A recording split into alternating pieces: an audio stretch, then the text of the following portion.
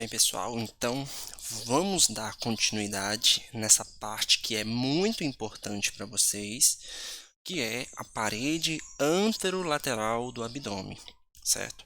Só que agora a gente vai dar um foco mais na porção anterior, feito? Que vai ser essa porção que vai estar relacionado ao músculo reto abdominal. Essa porção mais lateral, anterolateral, a gente já falamos das camadas. Agora vamos falar dessa porção um pouco mais central, perfeito? Então vamos lá.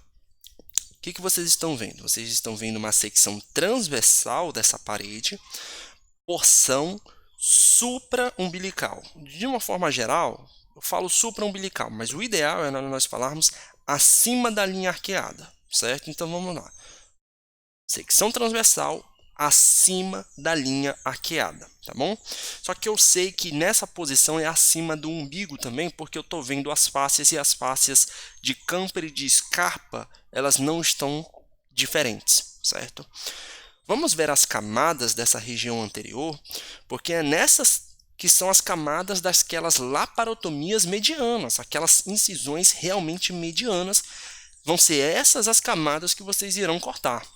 Aquelas camadas da parede anterolateral que eu mostrei para vocês, por exemplo, quando você faz uma incisão de McBurney, aquela incisão que você utiliza para apendicite. Essa incisão que eu vou mostrar para vocês é para a laparotomia, é a anatomia daquelas incisões, tá bom? Então, se for uma laparotomia, acima do umbigo, ou seja, também acima também da linha arqueada, certo? Primeira camada que vocês irão observar é a pele. Simples, tranquilo, pele. Próxima, você está vendo aqui todo esse tecido celular, certo? Todo esse tecido subcutâneo. E esse tecido subcutâneo, vocês estão conseguindo observar que ele não está assim tão bem dividido. Mas por quê? Porque ele está supraumbilical. Então a gente só vai chamar de tela subcutânea ou face superficial. Tanto faz. Lembra, face superficial e tela subcutânea é a mesma coisa. Agora vamos começar a brincadeira, certo? Próxima estrutura que eu vou falar para vocês é para vocês se localizarem. Prestem atenção, é para vocês se localizarem. Vocês estão vendo aqui, olha, oblíquo externo, interno e transverso do abdômen. Já falou nessa parte mais lateral. O que eu quero que vocês tenham em mente agora? Eu quero que vocês observem que partindo de cada ventre muscular desse, está saindo uma aponeurose. E essas aponeuroses de cada um, ele está associado, ele vai formar uma bainha, ele vai formar uma parede que vai aqui, olha, recobrir o músculo reto abdominal. Isso é muito importante. Por quê? Porque nessa região é como se fosse formado um reforço, certo? Nessas regiões supra-umbilicais, tá? Vamos para as próximas estruturas.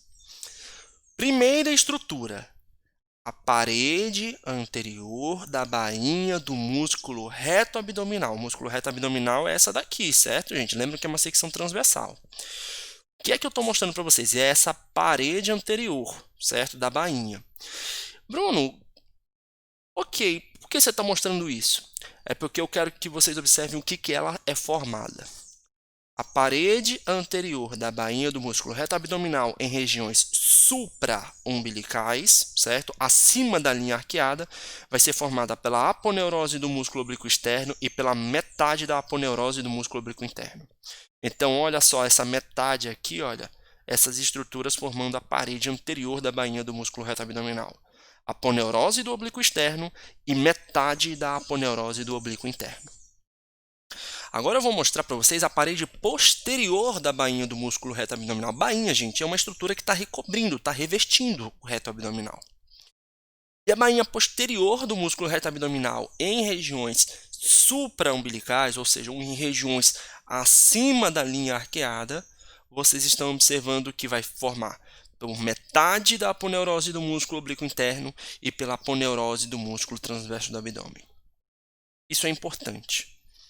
A bainha em regiões acima da linha arqueada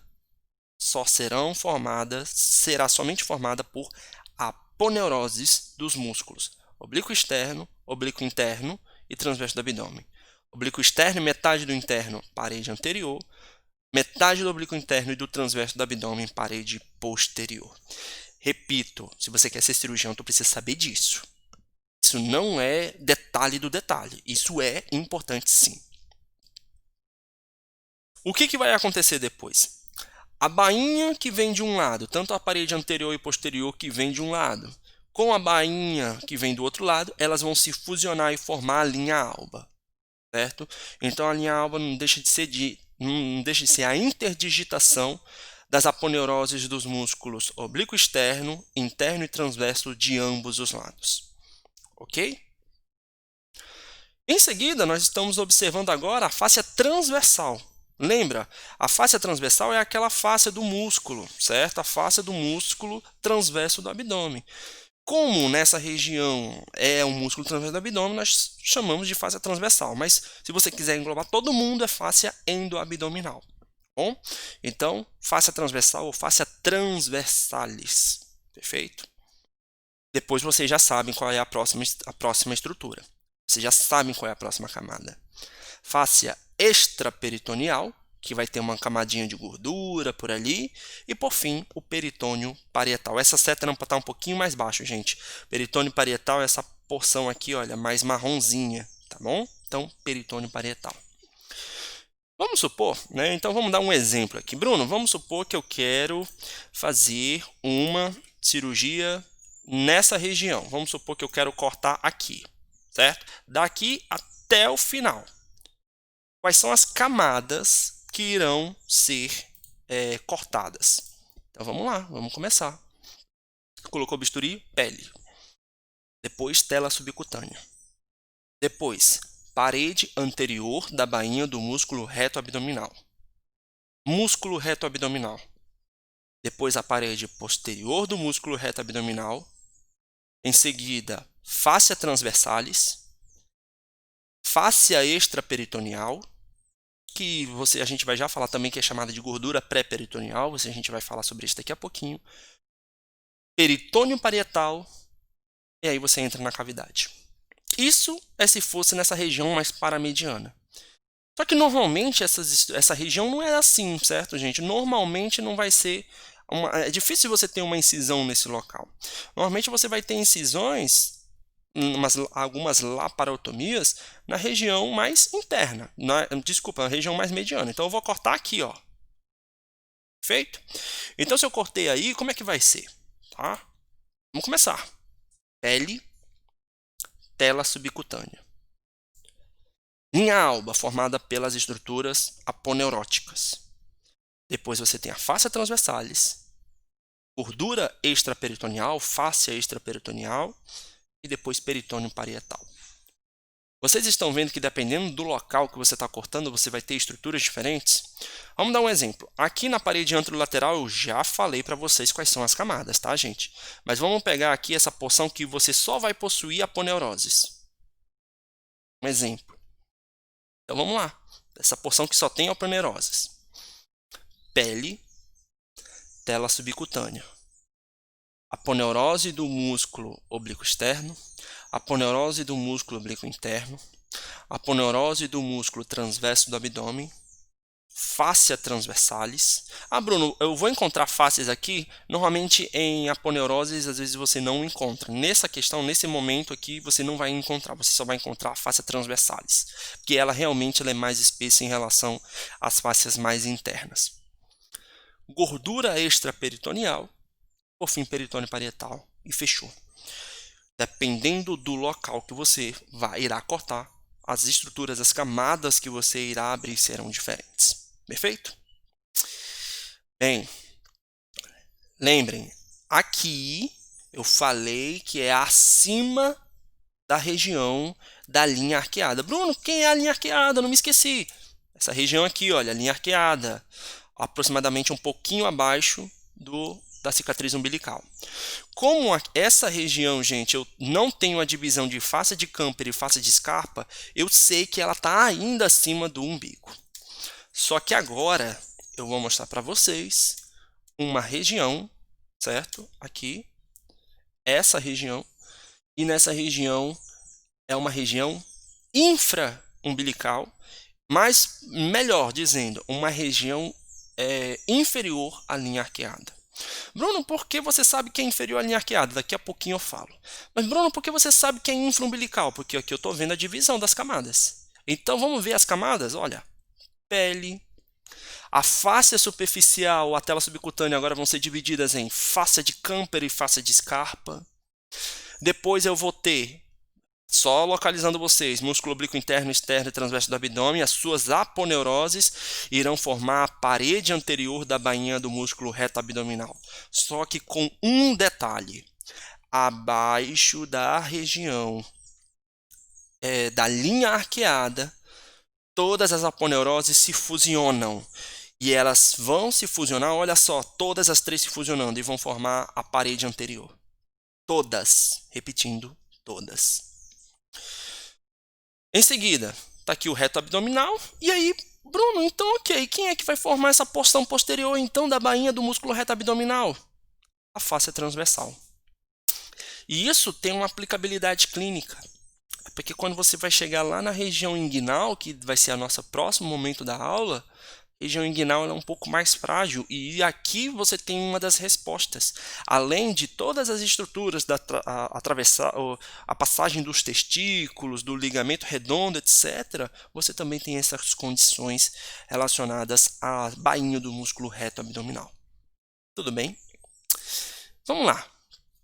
Então você tem aqui a parede posterior da bainha do músculo reto abdominal formada pela fáscia transversal. Depois da fáscia transversal, você vai possuir depois da fáscia transversal, você vai possuir a fáscia extraperitoneal. Lembra essa região de gordura aqui, perfeito? E por fim, o peritônio parietal, que é essa região aqui mais em marrom. Bom, Bruno, que troçozinhos são esses daqui? Parecem não sei o que é isso. Isso daqui a pouquinho eu vou falar para vocês. São ligamentos, tá? Daqui a pouquinho eu falo. Eu quero que vocês foquem nas bainhas do músculo reto abdominal. Percebam como é diferente. Percebam que na região acima da linha arqueada é de uma forma e abaixo da linha arqueada é de outra forma. Tudo bem? Qualquer coisa, volta o vídeo, anota, desenha. Isso é muito importante para vocês. Tudo bem? Tudo tranquilo? Então, pessoal, está em mais uma imagem. Essa imagem é do Grace, é mais ilustrativa ainda. Talvez isso possa até ajudar vocês, porque está coloridinho, está separadinho, está todo legal. Só que aí está faltando só a gordura extraperitoneal mesmo, mas aí você já tem mais ou menos uma ideia, tá bom? Vamos seguindo. Se vocês querem se aprofundar em cima dessa anatomia, gente, eu dou uma sugestão, né? A sugestão é você estudar o Grayzão Supremo, todos, entendeu? Como assim? Eu não entendi, Bruno. Como é que é o negócio da bainha? Como é que a aponeurose do oblíquo interno se divide? É porque essas aponeuroses elas são muito parecidas com a dura mater. Não sei se vocês se lembram, mas a dura mater ela tem uma dupla lâmina. As aponeuroses dos músculos, desses três músculos, elas também é uma dupla lâmina. Olha só. Daqui é uma dupla lâmina de um músculo abdominal qualquer. Então elas têm duas lâminas. Então, percebam que a lâmina anterior e a lâmina posterior e anterior, a direção das fibras colágenas, elas são diferentes. Olha a Jade falando comigo. Vou fechar aqui. Enfim, então a lâmina anterior e posterior, elas são diferentes, tudo bem? Então, como elas são diferentes, a direção das fibras colágenas são diferentes, isso dá um reforço maior, como se fosse fazer uma trama, né, de colágeno. Então, o que acontece? Nessas regiões acima da linha arqueada, o que vai acontecer com o músculo oblíquo interno é a separação dessas duas lâminas. Uma vai para frente e a outra vai para trás. Isso é isso, tá? Então, basicamente é isso. Lembra? Cada aponeurose é uma dupla lâmina, tá? Cada aponeurose é uma dupla lâmina. E no momento que divide nas regiões acima da linha arqueada, aqui no músculo oblíquo interno, basicamente essa dupla lâmina é dividida. Só tentando fazer associação, não sei se vocês já estudaram dura mater bonitinho, mas enfim, a dura mater ela também é uma dupla lâmina. Ah, Bruno, e onde é que ela se divide? Quando aparece o seio venoso. Então, no momento que aparece o seio venoso, ela se separa. A dupla lâmina se separa, desculpa. Aqui é ao mesmo momento. Vem um músculo oblíquo interno, se é na região acima da linha arqueada, estou repetindo direto para vocês entenderem. Apareceu o reto do abdômen, aí ela vai se separar, beleza? Maiores detalhes tem lá no Grace, suprema, aquele Grace de capa preta, tá bom? Então, quais as funções, de uma forma geral, dos músculos abdominais, né? Os oblíquos e os transversos do abdômen, eles agem juntos de uma forma bilateral e formam um cinturão muscular, certo? Que eles vão pressionar as vísceras, né? Acomodar as vísceras. Toda vez que você levanta um peso, né, isso causa um aumento da pressão intraabdominal, ou você também da intratorácica, também está relacionado. Isso daí você pode gerar hérnias. Então, peraí, Bruno, então quer dizer que o levantamento de peso, quando eu estou carregando muito peso, eu sou um trabalhador rural, ou eu sou um cara que fica carregando cimento, trabalha em construção, essas coisas, então quer dizer que eu tenho uma maior probabilidade de desenvolver hérnia? Com certeza. Com certeza. Eu, por exemplo, trabalhei no campo, principalmente durante a época da minha adolescência. É possível que eu tenha uma hérnia e eu nem saiba? Bem possível, é bem provável. E região intratorácica também, por exemplo, paciente que tosse muito, como por exemplo fumantes, paciente, por exemplo, que tem DPOC, a doença pulmonar obstrutiva crônica, que tossem muito, que tem dificuldade de expirar. Tudo isso, qualquer doença que gera isso, certo? Aumento da pressão abdominal ou intratorácica, é um fator de risco para o desenvolvimento de hérnias, tá bom?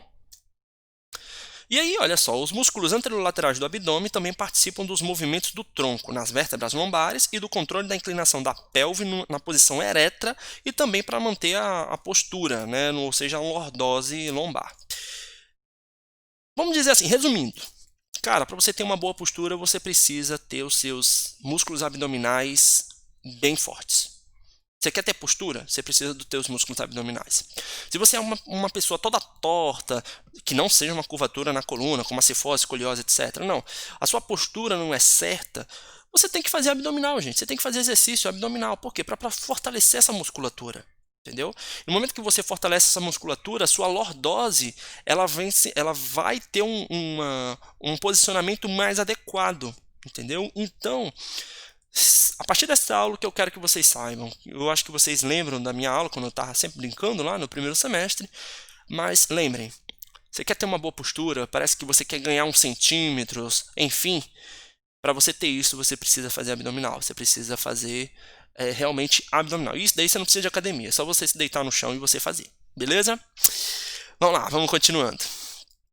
Agora, eu vou pular para uma próxima parte, que ela é muito importante também. Gente, essa aula de abdômen ela é muito complicada porque é tudo importante, tudo tem aplicação clínica mesmo, tá? É a face interna da parede anterolateral do abdômen. Como assim, Bruno? Não estou entendendo. Imagina que você vai olhar a parede abdominal por trás e não pela frente.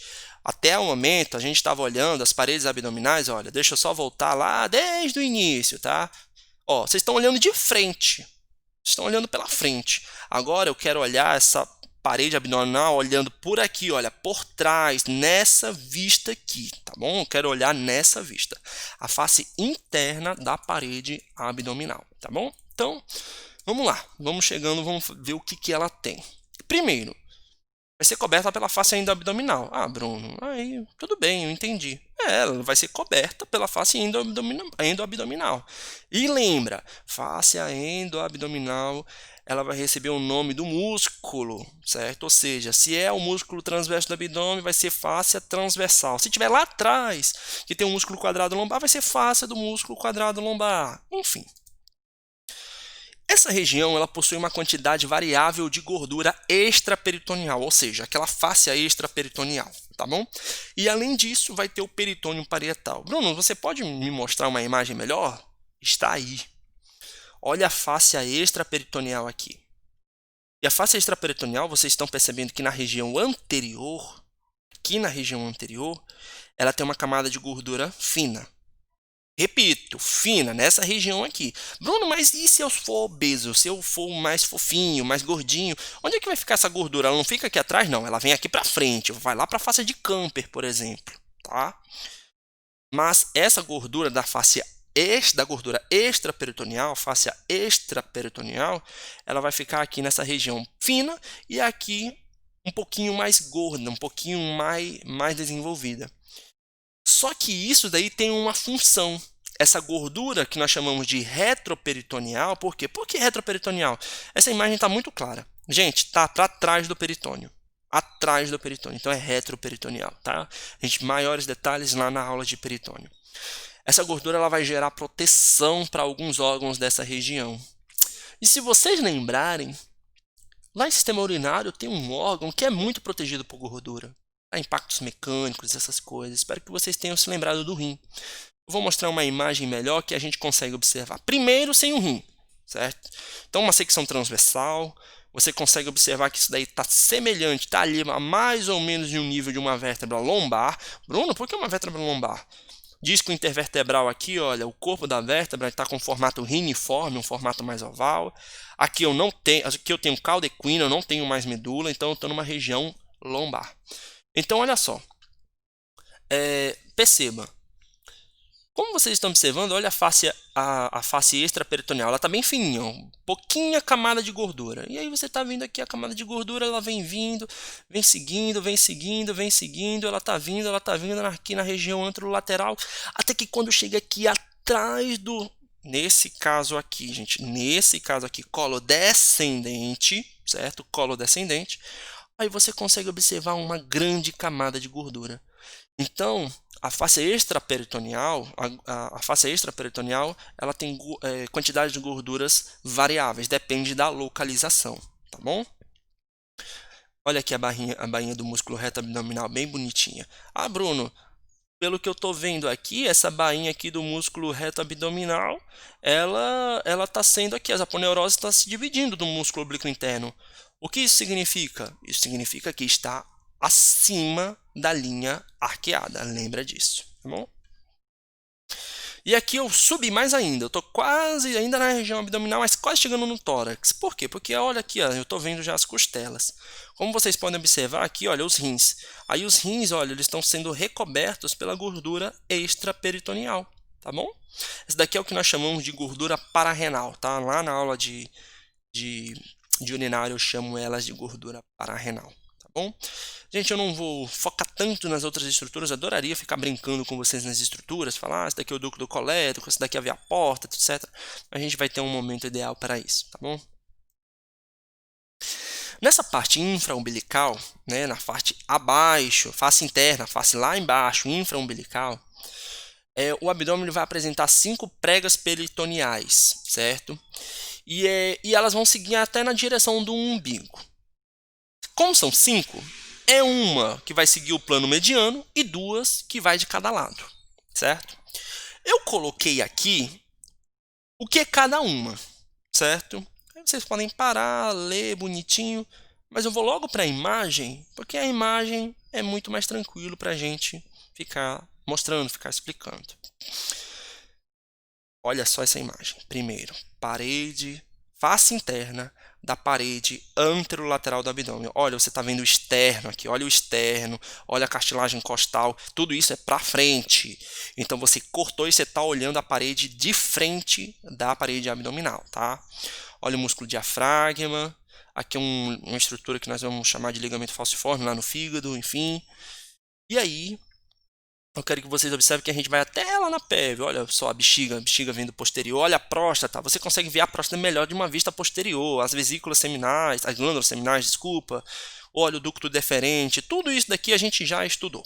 Tá bom? Ah, Bruno, o que é esse negócio aqui? Ureter. E Bruno, o que é esse negócio aqui? Glândulas bulbouretrais.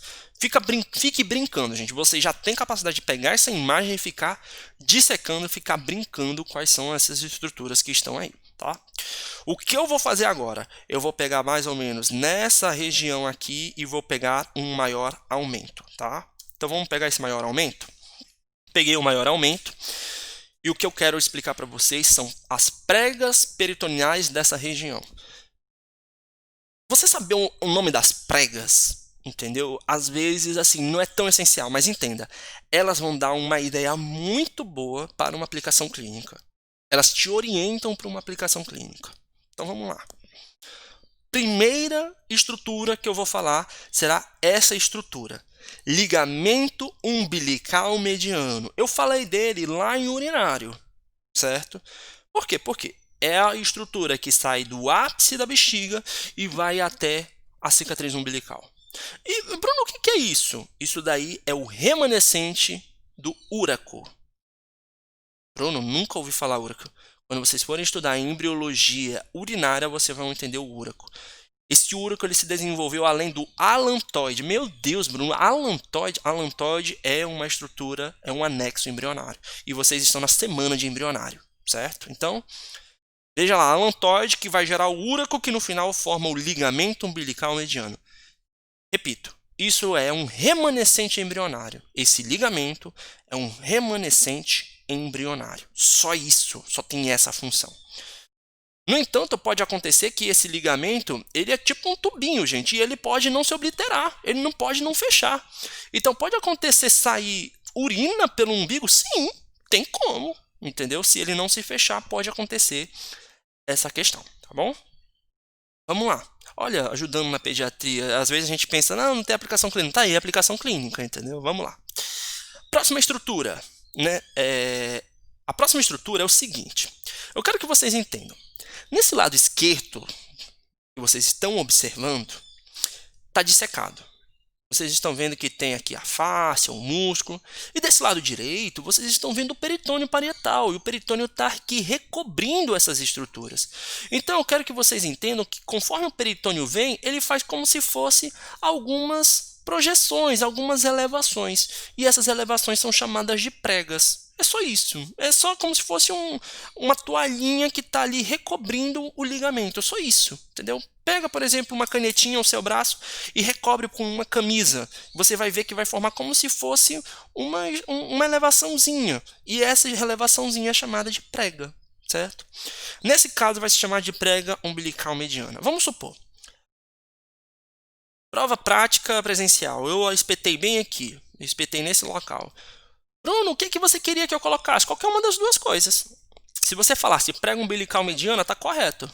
Por quê? Porque é o peritônio que está recobrindo o ligamento umbilical mediano. Se você colocasse ligamento umbilical mediano, você também estava correto.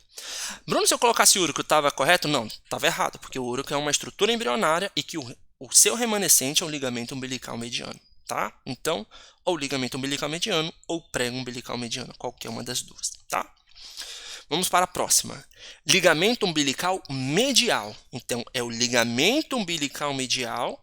E esse ligamento umbilical medial ele irá representar os remanescentes embrionários das artérias umbilicais. Lembra que você tem as artérias umbilicais e as veias umbilicais. As artérias umbilicais vão levar o sangue da criancinha, do feto, para a mãe. Elas saem da criança.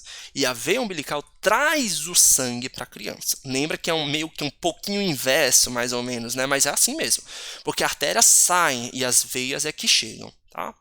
Então, remanescente, o ligamento umbilical medial é o remanescente das artérias umbilicais. Qual é o nome da prega? Prega umbilical medial. Bem simples, gente. É a preguinha que está em volta do ligamento umbilical medial. Agora, volto a falar do bendito vaso que eu falei que um dia eu iria ter que falar bastante dele e chegou nesse dia. Vasos epigástricos inferiores. Os vasos epigástricos inferiores são esses daqui, como vocês estão observando, tá bom? Eles emergem das artérias ilíacas externas e esses vasos epigástricos inferiores eles vão ser, olha, recobertos pelo peritônio. E essa prega ela vai ser chamada de prega umbilical lateral. Perfeito? Prega umbilical lateral. Então, por exemplo, Bruno, eu venho aqui e eu cortar essa prega umbilical lateral. O que vai acontecer? Sangrar. Vai sangrar. Perfeito? Por quê? Porque você tem aí os vasos epigástricos inferiores. Tá bom? Bem, entre essas pregas eu vou ter algumas fossas peritoneais. E algumas dessas fossas são locais de possíveis hérnias. Certo? Então é muito importante que vocês entendam as pregas para que vocês consigam entender as fossas e a partir disso classificar o tipo de hérnia. É por isso que eu te falei que as pregas são importantes. Então, eu tenho aqui várias fossas, certo? A supravesical, a fossa inguinal medial e a fossa inguinal lateral. Da mesma forma, gente, eu prefiro ir logo para a imagem. Você pausa o vídeo, você pode ler agora, mas eu vou logo para a imagem porque ela fala muito mais. Bora começar? Primeira fossa supravesical. Gente, a gente já estudou fossa supravesical lá em peritônio da pelve, é a mesma coisa. O que eu só quero delimitar ela agora. A fossa supravesical vai ser de onde para onde? Vai ser da prega umbilical mediana até a prega umbilical medial. Então, entre essas duas pregas, eu vou ter a fossa supravesical. Bruno, aí tem hérnia? Não, normalmente não tem hérnia nessa região. Tá bom? Então, fossa supravesical entre a prega umbilical mediana e a prega umbilical medial. Próxima. Fossa inguinal medial. Ela vai da prega umbilical medial até a prega umbilical lateral. Fossa inguinal medial. Da prega umbilical medial até a prega umbilical lateral. Bruno, nessa fossa tem hérnia? Sim! E essa hérnia, quando acontece aí, são hérnias que nós chamamos hérnias diretas. Maiores detalhes daqui a pouco. E por fim, fossa inguinal lateral. Basicamente, são as fossas que vão estar laterais à prega umbilical lateral. Bruno, você está falando aqui a prega umbilical lateral? Eu me lembro que você um dia falou para mim que os vasos epigástricos inferiores é o que delimitam, às vezes, um local de uma hérnia, de tipo classificação de hérnias. Exato, porque é nesse local da fossa inguinal lateral que eu vou ter aqui, olha, Bruno, o que é isso? Olha aqui, gente, o que é isso daqui? Isso daqui é o anel inguinal profundo. É nesse local que acontecem as hérnias inguinais indiretas. Então, na fossa inguinal lateral, eu tenho as hérnias inguinais indiretas, ou as hérnias inguinais congênitas.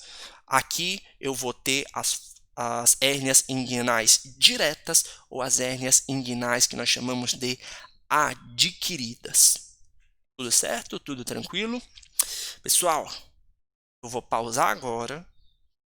Repitam, entendam isso direitinho, porque no próximo momento eu vou explicar mais alguns detalhes dessas fossas e terminar a parede posterior do abdômen, tá bom?